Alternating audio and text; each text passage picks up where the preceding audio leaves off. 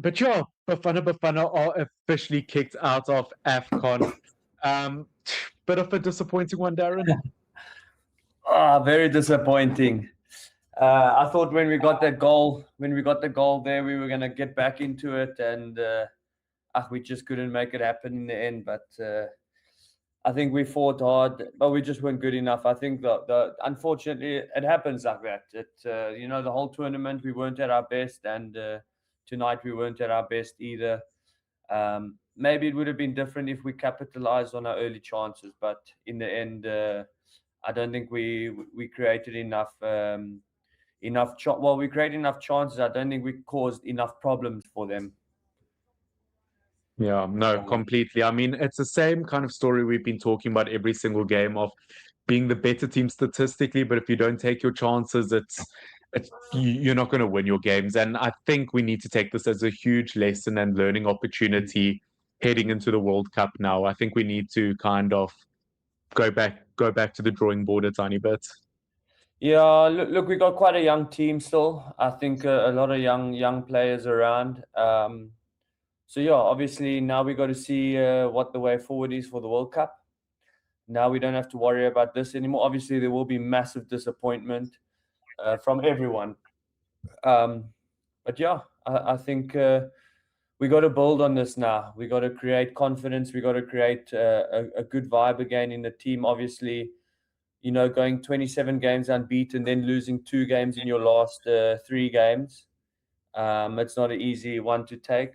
But now we got to build towards the World Cup again, because we got another major tournament coming up, and it's going to be even tougher than the Afcon. So got to be prepared for it, and got to get ready for that one now. No, exactly. And I see Dean is here as well. Dean, can I add you onto the stream? Okay, let me add Dean on as well. Dean, how are you? Bloody hell, lovely shirt, mate. I even put on the classic. Why are you wearing your own shirt? Is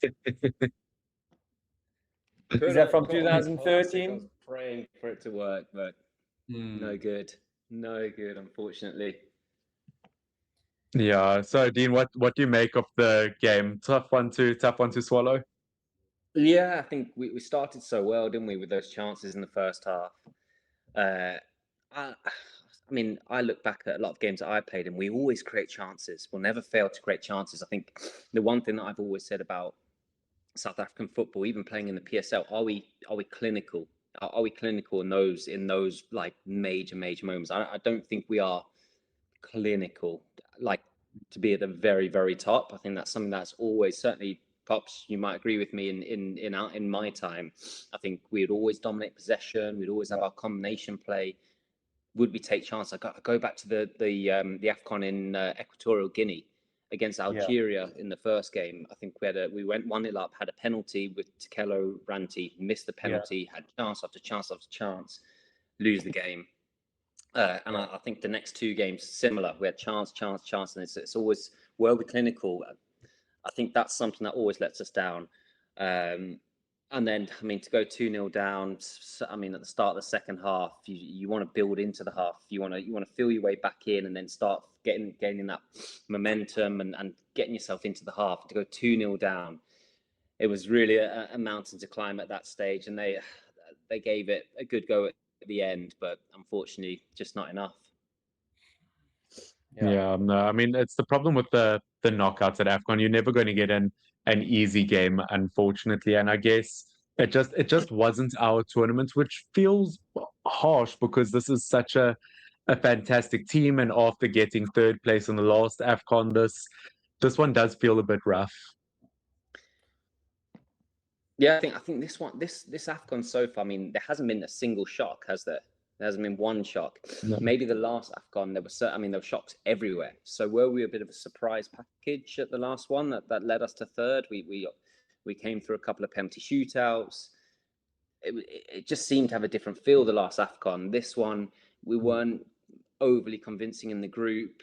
Obviously, we got through, which was at the very least what we expected. But you're coming up against one of the African giants. They've got some good players, big, strong, physical, and again crossing the box, a set piece for the first goal.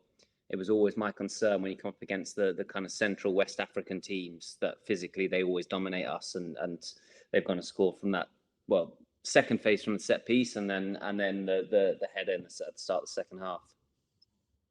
Yeah, I mean, it just seems like set pieces have been our absolute downfall throughout this tournament. I mean, versus Angola, obviously free kick, penalty versus Egypt. Obviously, we've just seen too many opportunities away. I'm going to add Rory here as well. Rory, are you a bit heartbroken at the moment? Yeah, yes. You can't miss so many chances in one game and expect to win. Like I was saying, now they're missing their families and they're missing their chances. So, yeah, there was just too many things. Oh, yeah, I know. We should have been 2-0 up in the first half already. Hey. Yeah, no, I think was pretty. It's very much what we were talking about at halftime in terms of the thing that hurts the most is the fact that in all of our games, I mean, I don't know if you guys share the same opinion, in all of our games, I think we were the better team and by quite a distance in a lot of them. So the fact that we haven't come out with the results in those games, it definitely hurts a bit. I mean, Angola, once again, only winning by 1. Same with Zim, only beating them by 1. Losing to Egypt, losing here. It just doesn't feel like it doesn't build me with a lot of confidence heading to the World Cup, essentially. Yeah, I mean, from our point of view, you have to keep clean sheets. If you want to win anything, you have to keep clean sheets. We didn't manage to do that. I felt we weren't as strong as we were in the other Afcon in terms of defense. I think we got away with at least a clean sheet here and there, which took us into extra time, which took us into penalties and got us a win. Yeah, this tournament we never got those at all. What was it? 2 goals in this game, 2 in the last, 1 and 1. Yeah, that's 6 goals in 4 games. I think. As much as we're not scoring, then we have to be able to defend at least. So, and we struggled with that, and it's a pity because I thought coming into the tournament we had a good opportunity to have a big tournament. But you have to be able to defend. You have to keep some clean sheets and at least allow the strikers and the forwards to do their job. But yeah, if you're going to concede, it's going to make it difficult. Yeah, but now we do have. I was going to say, it's funny you say that about clean sheets. I actually texted Grant Kakana a few days ago to say, where are you? What's going on? Because he was so good at the last Afcon. He's one of my, defensively, having played with him for so long, he is so solid and a bit underrated, doesn't get the credit he deserves. And I remember the last Afcon texting him saying, Grant, you're unbelievable, mate. You're absolutely on fire. And you'll know more than me, kind of watching him week in, week out, whether he's been playing well at Sundowns or what the latest. I'm glad you think I watch football. You got to show a little bit of interest. Anyway, I text him because that for me, I exactly as you said, the last Afcon, that I think it was Kakan and Mbala who were maybe the centre backs. Yeah, the 2 of them played there. Yeah. And of course, we're a couple of years on, and players change and new players come in, and there's form and all the rest of it. But yeah, I certainly message Grant, say where are you? What's going on? So clean sheets. You got to be solid at the back, especially when you're playing against I'll go back to it again. I've always said it. Play against the West Africans, Nigeria's, Ghana's, Cameroon, Ivory Coast. Physically, they always dominate us. Always. You look at the 2019 Afcon, Nigeria in the quarterfinals, last minute set piece. It happens time and time again. So you have to be so solid. You have to be so strong. And unfortunately, that seems to be where we've let ourselves down again. Yeah, and do you think it's quite interesting because Hugo Broos is quite a relentless, for lack of better words, in terms of choosing his sides. If there's a player who did well in a previous tournament, if they're not doing well within that last month or 2, he won't select you for the team. Have we left out too many players, do you reckon, that played a big part in our last Afcon? Dean? Who are you It's asking? hard to say. It's hard to. I mean, you even look at tonight. He's been bold. He's kind of changed the formation up. He's dropped a couple of players. And as a coach, as a manager, you live by the sword, die by the sword. Like if we go and score the chances that we have in the first 15 minutes, we're all saying Hugo Broos an absolute tactical genius because we've gone for Mafeking and Apollos, and we've kind of gone like a 5-5-3-2 or 3-4-3, whatever you want to call it. And you're going, oh, wow, he's a genius. He's kind of caught Cameroon off guard and we're 1-0 up, 2-0 up.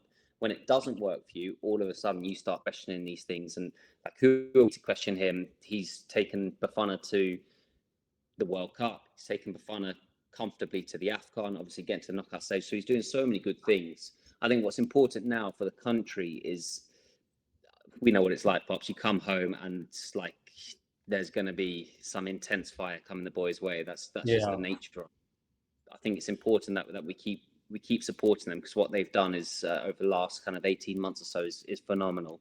Going to a World Cup, we need to keep that excitement. We need to keep that level of enthusiasm up. Yes, we've obviously seen what the level really is, because that is the level.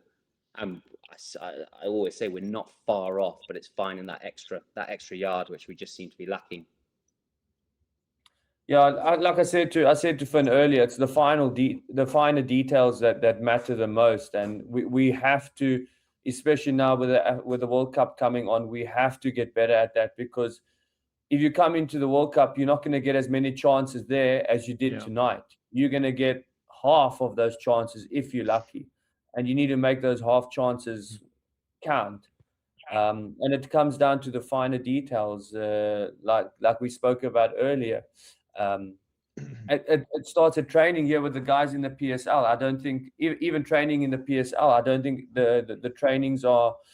I don't think a lot of the players take it seriously enough, and then it translates into the Bafana team, and then it translates into games. So it starts. I think the work starts now, and it starts at club level. The finer details, really, for me. Yeah, I think it's going to be really interesting to see how the team kind of heads into the World Cup in comparison to this Afcon. But overall, are these players going home, or are the fans going to generally, do you think, feel proud of this team once they go home? Obviously, I mean, as we said, we wanted more from them. But they are still a very, very good team. What do you think the general feeling of this result will be? I think that's a question for the Minister of Champions. Yeah, let's ask Rory on He's that. representing the fans. Yeah. Now, people are going to be very, very upset. They're going to be not angry, I would say, upset and disappointed. We expected a lot more. We expected definitely a quarterfinal or a semi-final as fans, to be kicked out round of 16, not lacquer. And we're going to harp on, I think, for the next week or two about the missed chances. That's all I can talk about is the missed chances. We should have found the back of the net so many more times. And it's also it's cut down now. South African fans, now we're going to choose another team. Now we're going to carry on watching. Now what? Now Afcon carries on. I want to carry on watching and supporting, but it's so cut supporting a team that's not Bafana Bafana. I just think I'll say this, rather go out here early and have a good World Cup. So maybe we can learn some lessons and take them to the World Cup, and rather have a better World Cup than this. But Joe, it's disappointing. Not angry, disappointed in you. That's the word, yes. Not angry, disappointed. How many times have we heard that coming back from Bafana camp? Really? Oh, yeah. Hey, Dean? Yeah, 100%. I think we're just disappointed. The one thing for me is, like, we didn't get the landmark win. We didn't beat the big team. Like, I think you go 2019, we beat Egypt. All of a sudden, like, you've got that. You go to the last the one in 23 where they've beaten Morocco. Obviously gone to third place. So you had those huge victories, which are like when those victories happen, like, that's what excites the country, because they want to see us go toe to toe. They, with all due respect, they don't want us. They expect us to go and beat the smaller nations, the so-called smaller nations in African football. Angola, Zimbabwe, again, with all due respect, it's when we come up against the Egypts and the Cameroons and the Ivory Coast and the Ghanas, when we win those games, that's when you come back. That's when the nation, the fans, that's what they rally behind. It's those games that kind of that stand out, and those are the games you got to go and win to be kind of to keep that feeling, that buzz, that excitement. And unfortunately, this tournament we've come up against two of the bigger nations and come unstuck twice. Whether that's through missing chances, whether that's just not being able to defend as well as we needed to be at that level. But unfortunately, those are the two games that are going to stand out in people's minds. Yeah, I think and also like, because like Rory said earlier, the expectations are so high now. So you know we've got a country where we really have a lot of winners, teams who are doing well in the national team colors, and Bafana's created it for themselves now also by going through to the semi-finals in the last. So the expectations are even higher now because they've seen, okay, we can go toe to toe. Now we expect to be better than the last one. So it's the expectations we've created for ourselves also. Yeah. No, big time. But otherwise, I think that kind of concludes our fantastic streaming journey, football journey at this year's Afcon. Once again, thank you to all the guests. Obviously, Rory, Minister of Champions, Darren, Keet, Dean Furman. I'll put everyone's Instagram at least in the description. And yeah, thank you very much for analyzing the game with me, for watching Bafana Bafana. And yeah, I think we can only hope to come back stronger next time and to impress at the World Cup, whatever that may be. Yeah, here's so. here's a comment here. It says Finn looks so dead inside. I'm tired, man. Yeah, we haven't gone through the comments. I've only seen now we can see the comments actually, but yeah. Furman, is that you? That's me. That's me, Teddy the Prince. Yeah, I'm here. I'm alive. Yeah. Yeah, fair play, but we're going to get cooked in the World Cup. I don't necessarily think we're going to. I mean, it's a doable group: South Korea, Mexico, plus whoever qualifies. It's hard to say without knowing who that extra team is, but that's a team where you can get or a group where you can get a few draws at least, I view. Yeah. Cameroon was on fire. There's in many ways, yes, but in many ways, no. Definitely a chance to get out that group. Yes. We have to. That's what I'm saying. We have to stay positive. Rory, I'm putting this down to you as kind of leader of the fans of the nation. Like, we got to keep that good feeling. We got to keep the buzz, because look, not saying we're going to go win the World Cup, but we want to get out the group. You want to get to the knockout stages. You want to be going as far as you can, and there's absolutely every opportunity to get out that group. So the boys have got to go home. They've got to regroup. I'm sure there'll be quite a few games in between, couple of windows, or in fact, I don't even think there's that many. I think there's a March window where they've got to come back together, try and just build again, get a win, like get performance that gets everyone going again. Because I mean, the one thing me and you, Pops, probably our biggest regrets of our career, we never went to a World Cup, and these boys are going. Yeah. So we've got to get behind them, and fingers crossed they put on a good show for us. Well, I don't know about you, but I'm still keeping myself available. I haven't retired yet. I'm available. I'm available to be the water boy if they want me. Listen, hey, Tumza needs an assistant kit manager. Yeah. I'll take anything to go to the World Cup, and that's the thing. Like, you speak to any footballer, World Cup's the pinnacle, and our boys are going. So, like, we've got to back them, we've got to support them, and fingers crossed 100%. They can put on a show for us. Yeah. Yes. Yeah. No, it's going to be a big one, and yeah, we just have to now start getting ready for it. Step up, show up, and yeah, and do what we have to do to get ourselves, like you said, out of the group stage, because we can get out of the group stage. We just need to go and do it and play well and play the way we know we can and do the job. Yeah, and time will tell if we can do that. But now I think it's time to go home, and yeah, I think it's to work on a few things. But I think that March break is going to be quite important for the boys. Yeah. Indeed. Yeah. Finn has a new job starting tomorrow, so he needs to go sleep.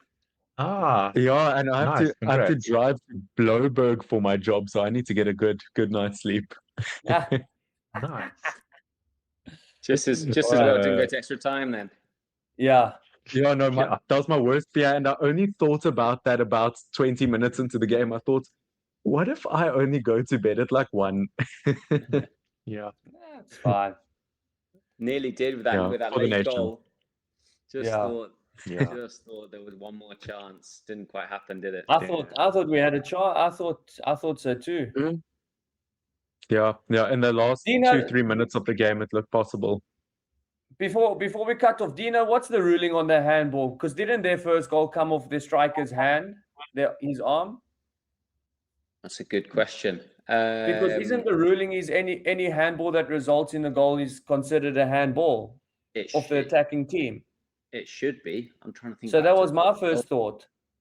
thought. Did you see the goal or not? I'm sure I've had a mind blank here. You've stumped me. Hold on, what was the first goal?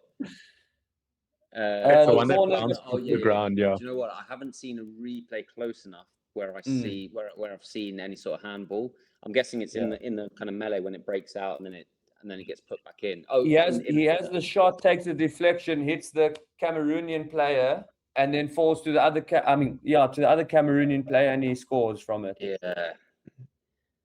I mean, you've got VAR. No, I wasn't sure if you knew the ruling on that, but as far as I was concerned, if it leads to a goal, it should be handball, and you want to put your faith in VAR. You want to put your faith in the fact that you've got not only got the refs on the pitch, you've got the guys behind the screens, and you want them to make the right decision. So, I mean, I said at the start of the tournament, you need a bit of luck as well. Like you need those decisions. Again, you go back to Nigeria. I think Nigeria went in 2019. VAR ruled in our favour. Referee called it offside. I think when we scored against the equaliser, VAR came in, gave us the goal. So you need those little bits to go in your favour.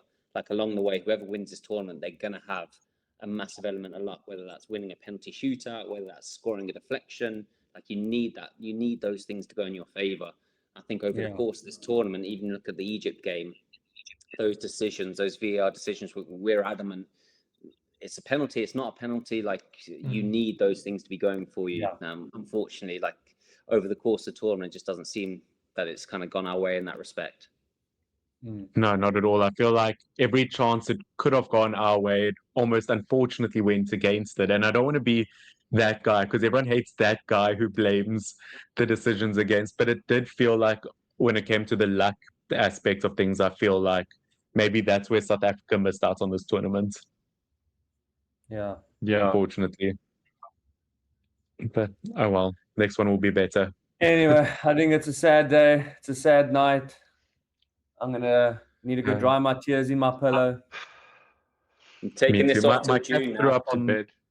My cat threw up on the floor behind me about half an hour ago, and I've been needing to pick it up for like a good half an hour. I'm dying to clean it up. I think it was the second. Actually, maybe it was directly after that second goal. Even your cat was like, exactly. No, I was close. I was close myself, but yeah. Anyway, Well, guys. Thank you everyone for joining. Yeah, thanks everyone. It was awesome. Cheers. Yeah, and thank you everyone for we'll see joining you us. next time, but I suppose the World Cup it is, eh? Yes. Next time. Yeah, we'll let the world know when next time is. Yeah. Anyway, thank you everyone. Like, subscribe. Cheers, guys. And all the stuff in the description down below. Thank you so much. Cheers. Cheers, guys. Darren Keet out. Cheers.